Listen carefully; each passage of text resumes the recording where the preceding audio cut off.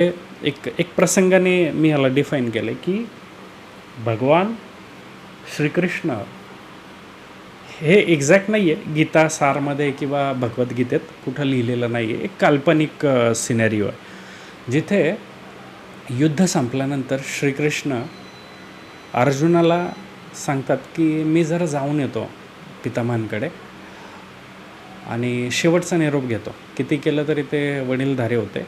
युद्ध वगैरे ह्या सगळ्या गोष्टी आपापल्या ठिकाणी आहेत, नातेसंबंध आपापल्या ठिकाणी आहेत. तर मी शेवटचा निरोप देऊन येतो आणि भेटून येतो. तर परिस्थिती अशी असते की अर्जुनाने इतके बाण मारलेले असतात की बाणाच्या मृत्यूशय्यावर पितामह झोपलेले असतात. जेव्हा केशव जातो त्यांच्याकडे तेव्हा ते बघतात आणि हास्य करतात. एक वेगळंच हसू असतं ते.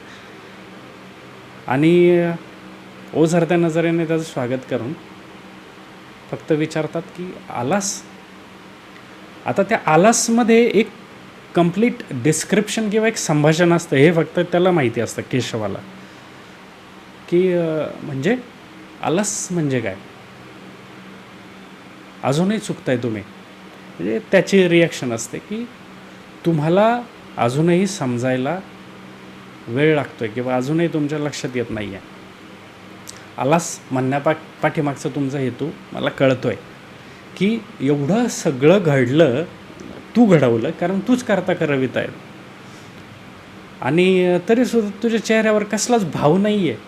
म्हणजे नेमकं कसं कॅरेक्टर आहे तू, असं समजायला चूक घडते आहे त्यांच्याकडून. तेव्हा श्रीकृष्णाचं याच्यावरचं उत्तर जर ऐकलं आपण की तुम्ही अजूनही चुकताय, की माझी इच्छा जर असती तर मी असं चुटके वाजवले असते आणि म्हटलं कसलं कौरव कसले पांडव सोंगट्या डब्यात भरा. जसं ते बुद्धिबळाचा खेळ असतो की एका क्षणात तुम्ही सोंगट्या उचलून डबीत भरल्यानंतर खेळ संपवू शकता तुम्ही. तर मी हे करू शकलो असतो, कारण माझ्याकडं ती ऑथॉरिटी आहे किंवा माझ्याकडे ती पॉवर आहे. म्हणजे तो जेव्हा कुरुक्षेत्रावर उभा होता तो एकमेव व्यक्ती असा होता जो शस्त्रास्त्राने निपुण होता, ताकदीचा धनी होता, युद्ध कौशल्याने पारंगत होता. म्हणजे त्याच्या एका चुटकीने हे सगळं संपलं असतं, परंतु त्याने तसं घडू दिलं नाही. आणि यावर तो सांगतोय की उद्या माझा मृत्यू आहे, ज्याला मला सामोरं जायचं आहे ग्रेसफुली,